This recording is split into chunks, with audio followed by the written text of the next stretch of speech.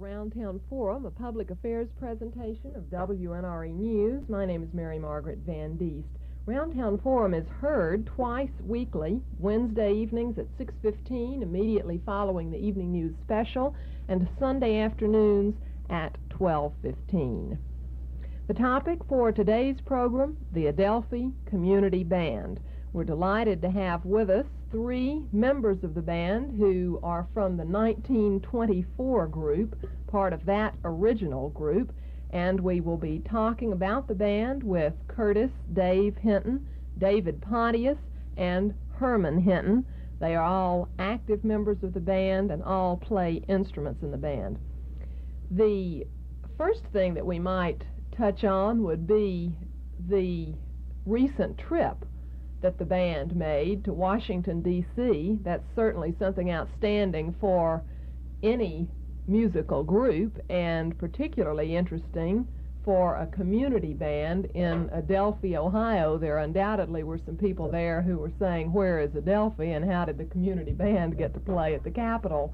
Who would care to tell us a little bit about the trip? Mr. Hinton? Okay. It's a great trip for the Adelphi Community Band to make that run. We had approximately 25 people that did participate in the band that day. Of course, I think about everybody in the community knows that it rained while we were on the Capitol steps, but still we were there. And we had another concert at Alexandria following that, and the sun shone as pretty that day as it is today. And it was a great time. I believe a lot of encouragement has been stimulated for our band members to, participate more. It seems to me that was the object of the thing, more or less, is to stimulate some activity and that we could keep the band moving on.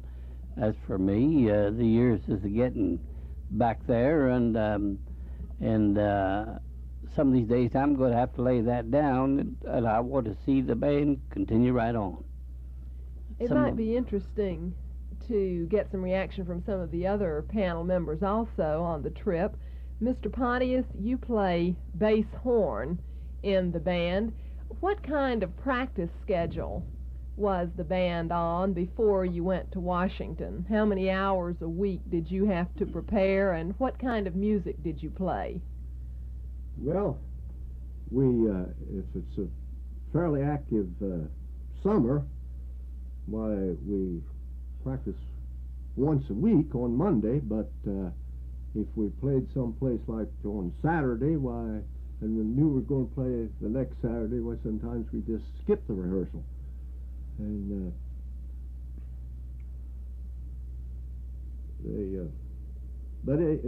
we've been, well, you would say real regular though, once a week, and except through the winter months. Now, years ago when the band first started in 1924, we had to kind of feel our way along, and we did rehearse through the winter months. And it was pretty much of a problem to get there, but we was anxious. My dad and I walked many a time to Adelphi, which was better than a mile, in the snow to be there. He had always played in the band, and he was more or less instrumental in getting the thing off its feet. And it had been now, if I'm getting off the track, tell me. Oh, that's all right. No, this is very interesting. I might say it was kind of a family affair for me. I don't know well, in the years before this particular band, my dad played in the band, and my uncle Franz Bowser played in the band, and my uncle Amos Bowser played in the band, and my dad. And I believe that's about all of the family connection that I have to it. And we've had some very, very good times. So you go, your family certainly goes back quite a number of years on the participation in the band. Yes, they do. Horse and buggy days. Because, well, that was, well, like I was telling some of them coming home the other day from Washington, my uncle would come past our house maybe some morning, and he'd have his band uniform on. And now this is back before this particular band. He stopped and said, "Well, the band's supposed to play someplace today, and I'm coming back." Now he was in the horse and buggy. "I'm coming back, and you be ready, and we'll go." And they didn't have very good transportation. They would meet maybe some particular place, and they had a bandwagon and horses, and they played for a lot of political rallies in Chillicothe. Go by horse and wagon. And, that might be the most reliable mode of transportation. If we continue to have trouble with our energy supply, we might see some people try that again. Well, we've heard from Herman Hinton, David Pontious, Curtis Hinton. Mr. Hinton, with reference, we'll touch one more time very briefly on your trip to Washington, and then perhaps go back to some history of the band, which Mr. Pontious has touched on as far as his personal involvement in the band and his family. With reference to the band appearance in Washington, how was that arranged? How did the idea come about? How did you pay for the trip? How did you take care of the logistics of that? Well, we started to talk about that last fall when we were over to Fairfield County Fair. We have one band member that lives in Fairfield County, which we have more than one, but particularly this one. He said we ought to do something this 100th year coming up. Somebody said, let's go to Washington. Well, yeah, that would be fine. But that we just kept talking about that, and he in turn got in touch with 10th District representative from Hocking County, Fairfield County, talked with his office in Lancaster, and they thought that would be a great thing if we could do something like that. And they started that through Washington, talked back and forth to him. We got together in February and started to talking about how we would go. And they have 2 buses in Hallsville, Hallsville Reynolds, owned by T.J. Willis, and talked to him. Sure, he'd be glad to take us.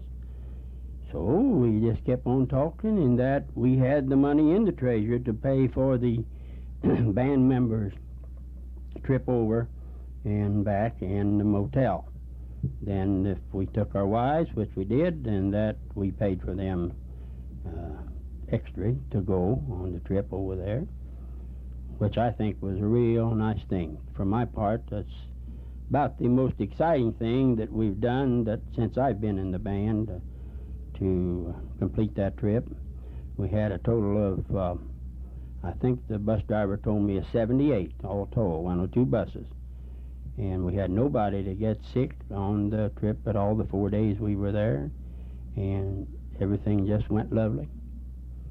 I don't guess it's any secret that all of you gentlemen are over 21. No, some, yes, some part. Or maybe I shouldn't say that, since this is radio. No one would ever know, since they can't see us. That's part of the nice thing about radio. You can remain a little bit anonymous anyway. With regard to the membership of the band, what ages are represented in the band? What would be maybe the oldest member that you would have, and do you have any idea of the youngest member, and what age group would most people fall in? Well, our oldest would surely be our director, which is Mr. Raymond Connaught from Piketon. He was 90 years old on April, sometime this past April. He's still very active. He went with us to Washington, had a great time, and enjoyed it. And I don't know who the youngest would be. Gene Gildersleeve's Grandson. Mm-hmm. And what age would he be, approximately? I think he's 15. Oh, 15. 15. Well, you really reached the gamut then, from 15 to 90. What are the requirements for membership? Do you have any specific ages, or any membership requirements that have to be met? Bring your instruments and come right on in. Well, I think in high school there's a lot of money spent for bands and music, and seems as though when they leave the high school, that's all cast aside. And we like to keep the band going, to keep those people that want to continue on to come right on in and take their part, take place, be with us. We have some good, loyal people that have through high school and out of working on their own, and they'll try to make every engagement that we have that we can. I'd like to go back and not do a little bragging like David said here, but a little bit of history as far as my family is concerned. I have had 6 brothers, and at one time there was 4 of them played with the band.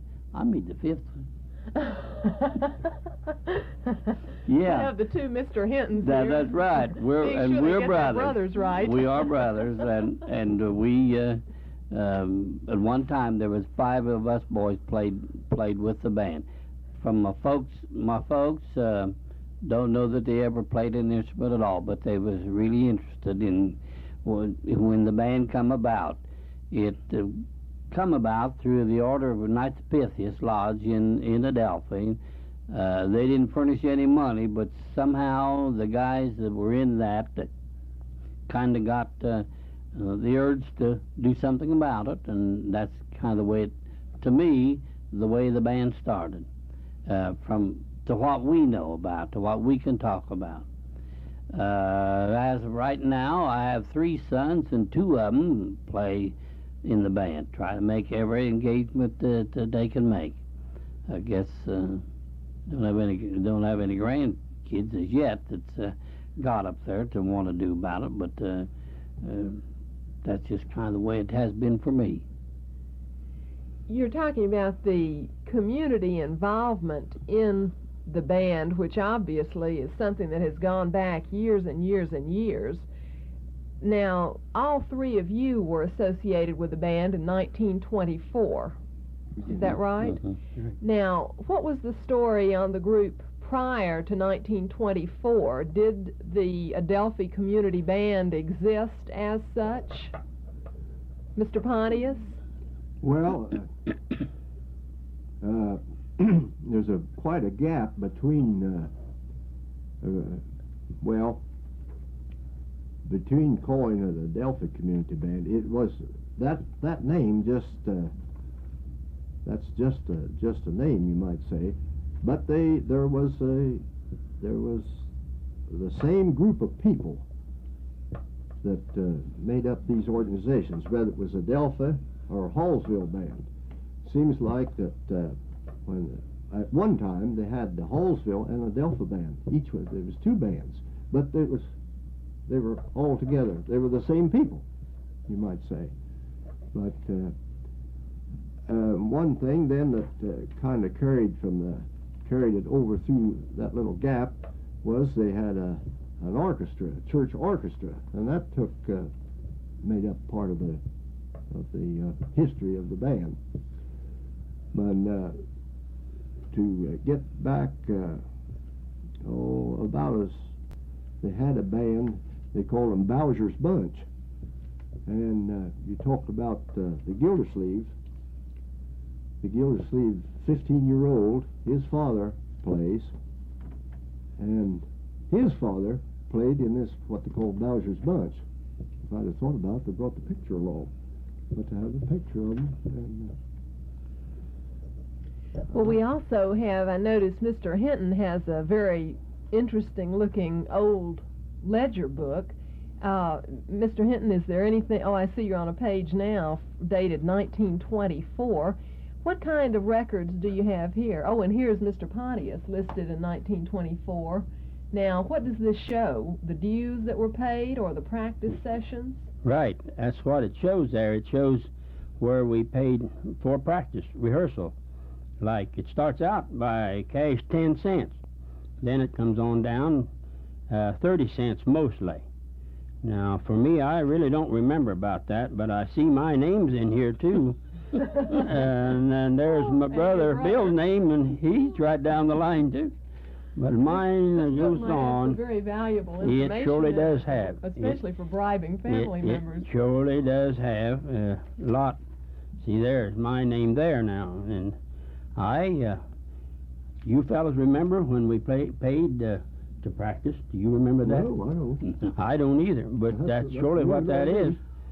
I'd like to say we don't pay dues no more. No, we're not doing that now. No, you don't pay to practice. No, I want the whole people to know that there's no dues to sit in there to practice. It's if you can spare the time, we're glad to have you come. I'm sure there might be some, especially younger music students, who would be willing to pay not to practice. I know that was always my philosophy when I was in high school. Yeah. It was worth 25 cents or so to get out of it. Do you see any other interesting records recorded here in the ledger of the band? And December the 31st, 1924, we had a band social. Ticket receipts were $160.50. Cash donations was $11.30. We wound up with a net profit clear $161. Says on down here, the purpose of this social was to help pay on uniforms. There being 23 uniforms purchased makes a rebate of $7 each. The next page follows up with the names of the ones that got uniforms. I don't know really how many there is there, but I see my name's in that, so's Bill's, and so's Dave Pontious, so's Dave Pontious' dad, Pearl Hinton, John Hinton, Arthur Hinton, Lloyd Hinton. I don't remember that. But Don't. It's in here. Your name's written down here, so it has to be. This goes on to 1925, follows right on through. Now, what kind of records are you maintaining today? Do you keep this same sort of record book on the practice sessions, or? Not on practice sessions. I keep a record on attendance on an engagement that we play. And does the band receive any kind of stipend or payment for appearances, or do you play most of the time for no charge? Don't play yes, for nothing. We can't not play for nothing. We have to buy some music as we go along. We do pay a director each engagement and also each practice session. And we have to have some income there some way. We're not endowed by any school or what have you. And what kind of, here you have a list, I believe, of some of your engagements for this year. You might want to give us some idea of what's on your calendar. Well, this... Start at the beginning and go through last summer. Last summer? Well, I'd have to back up here a page or two then. Last summer, in 1979, we played... Our first engagement was April the 29th at Piketon Dogwood Festival. We had a parade down there and then played a concert, a short concert after that, $75 for that engagement.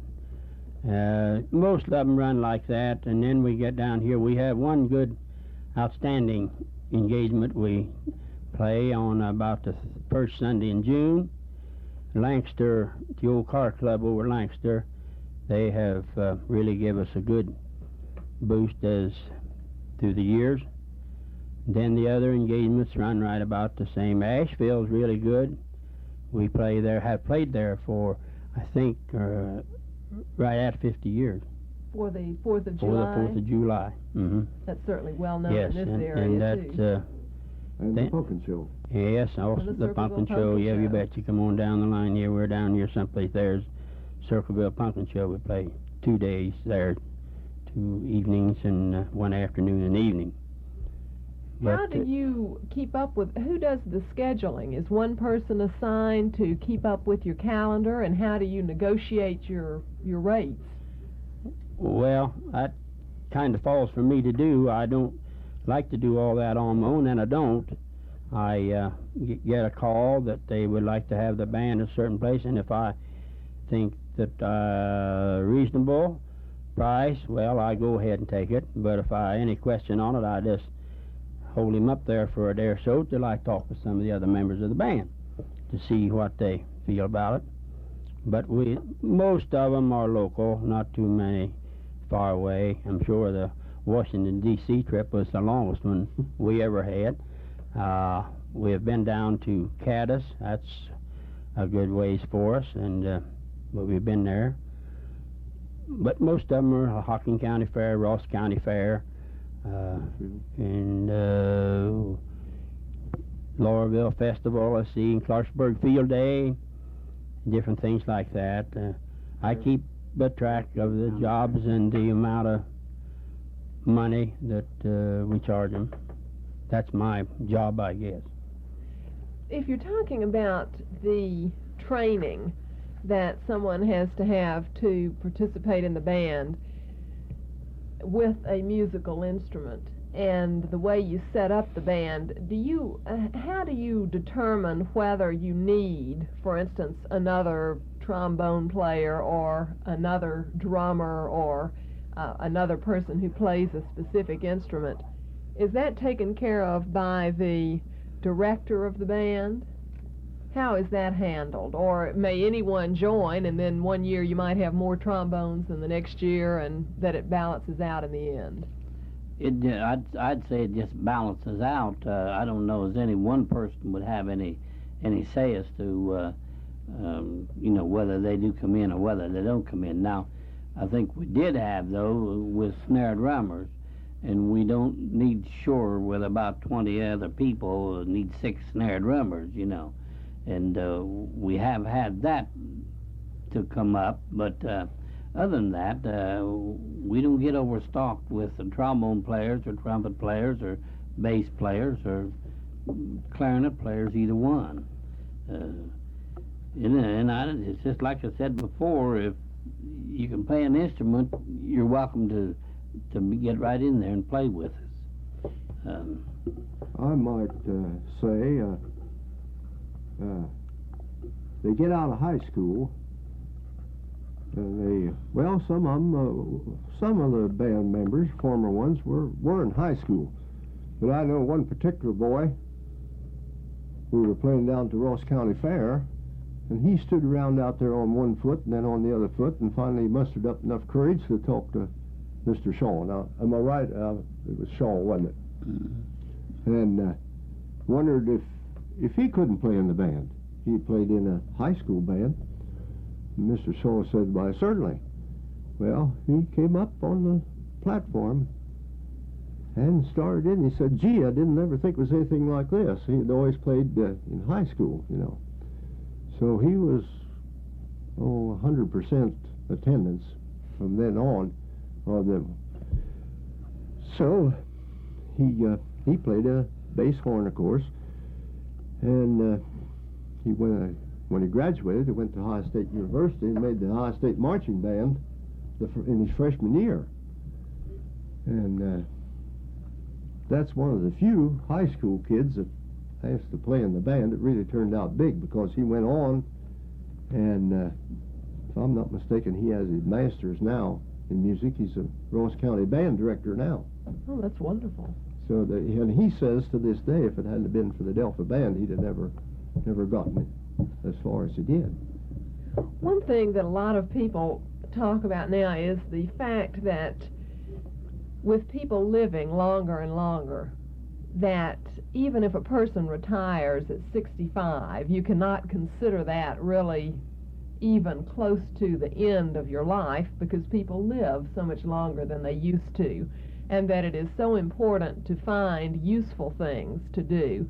Now, everyone here, although we thus far have kept a secret, at least in some extent, the ages, everyone here might have some good advice to share as far as the things you have learned about keeping active or interested or keeping yourselves involved in your later years. What difference does that make in your life? Or really, do you think about yourself as being a senior citizen or older? Don't like to. No, we don't. I see heads shaking 3 different ways here. I'm not sure what that means. He's got me a little bit on seniority, but no secret, I'm 70 years old. So, Mr. Pontious, you're 70. We might as well make everyone else fess up, too, yeah, right? I'd like to. So, Herman so Hinton. I'm 70 years old too, but if I get to Sunday, June the 22nd, I'm going to be 71 years old. Oh, 71. Yeah. Terrific. Well, that's certainly a date that undoubtedly you'll make, since we're right around the corner. Working on it. Well, I'm much younger than they are. I'm only 68.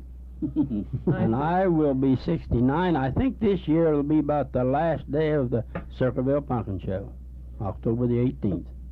You'll be 69. I'll be 69. And how do all of you feel about maintaining an active or busy schedule in your later years? Is that important? And can you tell a difference really in what you can do now as opposed to maybe when you were 60 years old or 55? There's a difference. Mr. Pontious says there's no question about it. How do the rest of you feel? Well, I got to the place that I can't march anymore. Now that was quite a blow to me, to think that I cannot, but I can't, and that's just all there is to it. And I kept up a good while. How do the Hinton brothers fare with that? Let's see. Well, I can still march along there, but I think a lot of these old familiar parade routes like the Asheville Parade at 4th of July and the Circleville Pumpkin Show, they seem to me they're getting longer, but they say they're not. They say they're the same route we've been going, but I don't know about that. Oh, we'll have to give your older brother here equal time. Let's see what he thinks about it. Well, I'm sure that the parades are getting longer for me too. I used to think that it didn't make any difference how hot it was or how far they were going. I could just hang right in there, but I've got that changed somewhat. I've tried to keep up with how far they're going, but what I do maybe is not what I used to do. So that'll have to be accepted, and I'll have to accept that too, and just move along. I'd like to say back, if we're getting close to quitting time here, about our trip to Washington. We had a man that, well, as far as I know, about a Ross County Fair back I don't know how many years, come in there and played, and he got with the Postal Department. He's now in Lake Charles, Louisiana.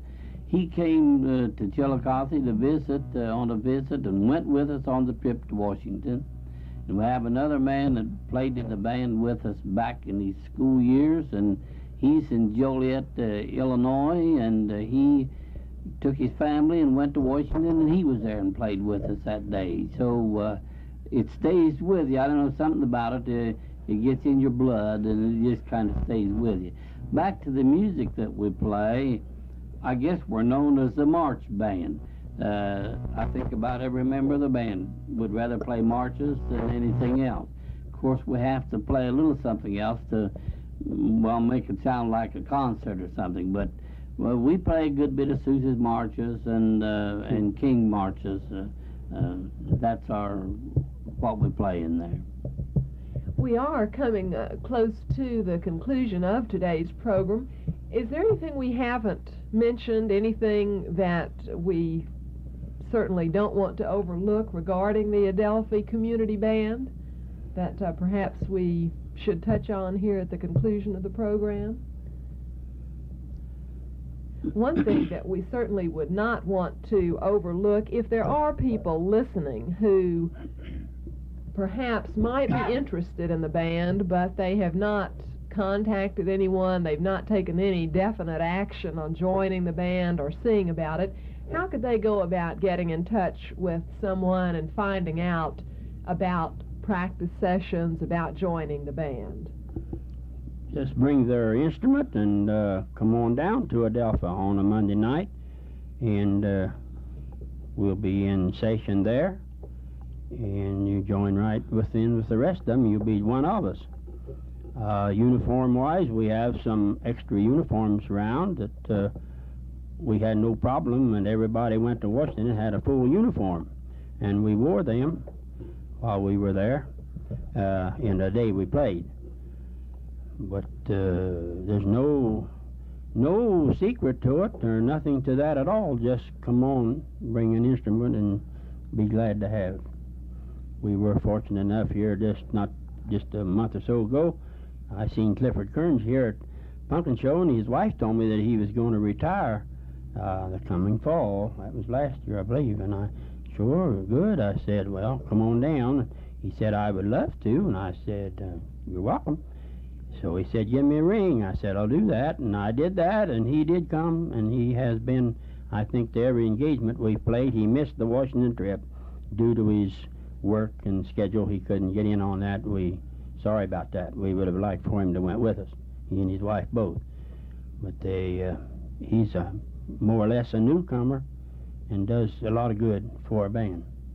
Wonderful. So once again, anyone who's interested in the Adelphi Community Band and participating might simply come to the practice session Monday evenings. What time would that be? Oh, it varies. Could be 7:30, 8 o'clock, along in there. And do you have a set location where you practice? Yes. Right now we're in the Mason building there in Adelphi, in the lower part. In the lower part Yes. of the Mason building.